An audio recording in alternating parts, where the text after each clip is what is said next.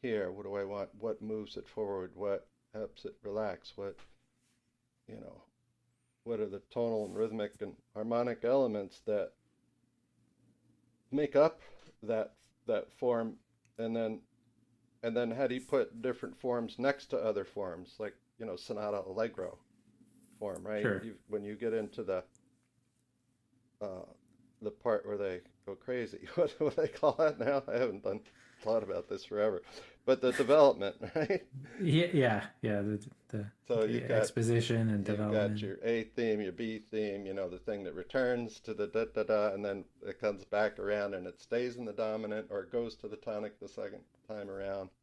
Hmm. All that, but the exposition after that, like, how do you that development is just like, Mozart's a genius at it, but how do you keep that formal aspect balanced between the other two?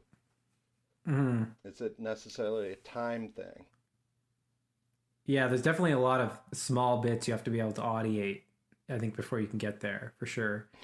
Um, it was about last year or a little bit longer when I started analyzing these John Williams forms. I started thinking like, okay, well, like a good way to learn to improvise, definitely like a starting point is to have enough rhythm and tonal patterns to improvise. But the problem that I see is a lot of people can't intelligently turn tonal and rhythm patterns into coherent like improv that develops. It's just like people are just singing random patterns. Like it doesn't sound like there's a Hmm. musical sentence or a musical idea. And so what I started doing is I took these nursery rhyme songs. Like if you look at the way the phrases unfold in Mary Had a Little Lamb, I I think of this if you go at a micro level, the first line, da da da da da da da da da da da da.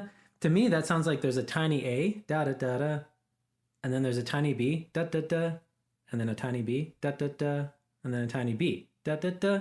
So what I started doing is I tried forcing myself to improv in other contexts using that structure. So you could go dum ba dum ba doo doo doo ba dun dun dun ba dun dun dun. So that's the same example, but given with a change of tonality. But you can start changing the actual patterns that you use within that. Da da da da da do do do da da da do do do. Right. So Hmm. you start keeping the phrase the same, or you can change the actual patterns more or aggressively. Bump bump ba da da da dum, boo da da da dum, ba ba da ba dum. So that's the same. That's the Yeah. same pattern, but I'm changing the actual rhythm patterns or whatever inside that. And I noticed after doing that a lot, you realize how kind of calcified you get in your normal structures of making Totally. Oh melodies. yeah. Yeah. Yeah.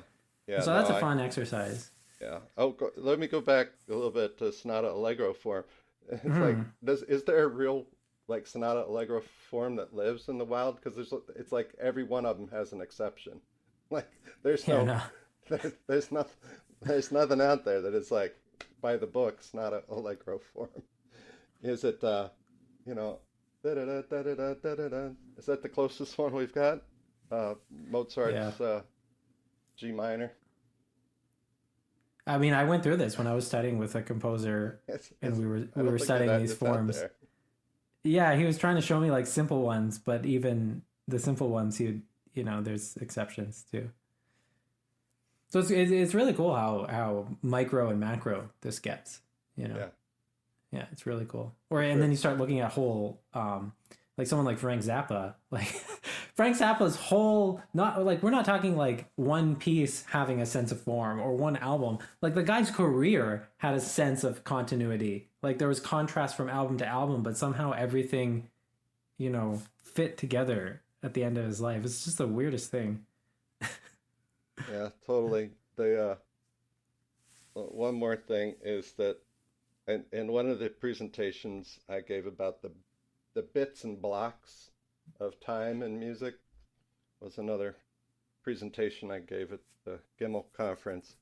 And it's like, can you audiate, and it's probably said this before in another episode, can you audiate the ring cycle in 5 macro beats?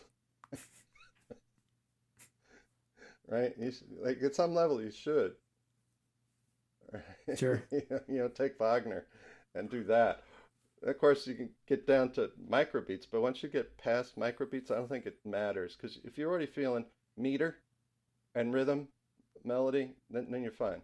You don't need to have any more, or at least to me, you don't need to have any smaller incremental bits that So would need to have verbal associates or explanation of. It's just can you do the rhythm and keep meter at the same time? So meter is exactly. macro beat and micro beat at the same time, right? So big and little beats is what I call it to my kids because it's just easier to teach 5-year-olds that way. And once they can move that way, I teach them the vocabulary. Um, but I just find no reason to teach them about divisions, really. Sure, sure. I And just then don't, but that's another story.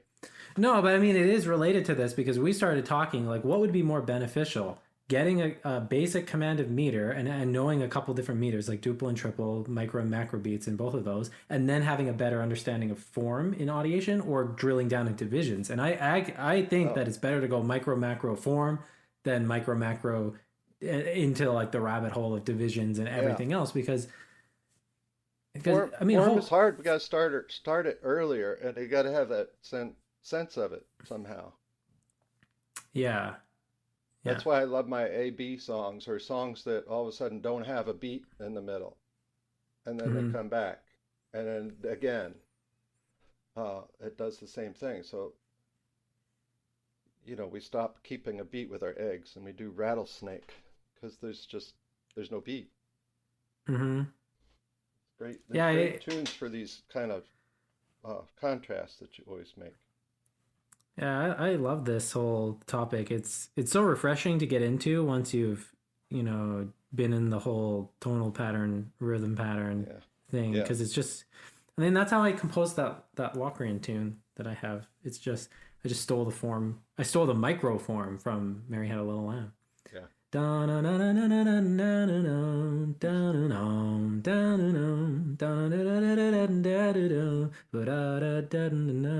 So that's just it's just the phrase structure has been stolen from Mary Had a Little Lamb, but it sure Yeah. doesn't sound like Mary Had a Little Lamb. Yeah, no, the tune I was referencing is "A Taste of Honey" by Herb Alpert and the Tijuana Brass. It's Okay, it's so it's so 70s. It's great. nice. But it has the beat and doesn't have the beat, and it has the beat. And you have to teach the beat. This is the only song where I teach this is the beat. Because why? Because the next section has no beat. Okay, It's I've never taught the beat in my life. I teach you know big beats, little beats, but I don't teach. Got to keep the beat. okay, yeah, The marching activities like that. I do them, you know, um, but I don't teach it. I don't say anything about it. I just give kids the experience of them being in their bodies with the music and yeah, being expressive and having flow and all that stuff. But some of it's with the beat. But how do you teach the beat? Well, when there's no beat, um, yeah, compare it exactly. to. Yeah, Got to yeah, compare it. So yeah. yeah. All You can right. get really creative with this stuff too. Just ways of showing sameness and difference. It can be very fun. I mean, it doesn't have to be kind of dry. It can be kind of all over the place and fun. Yeah. All right, man. All right, till next time. Cool.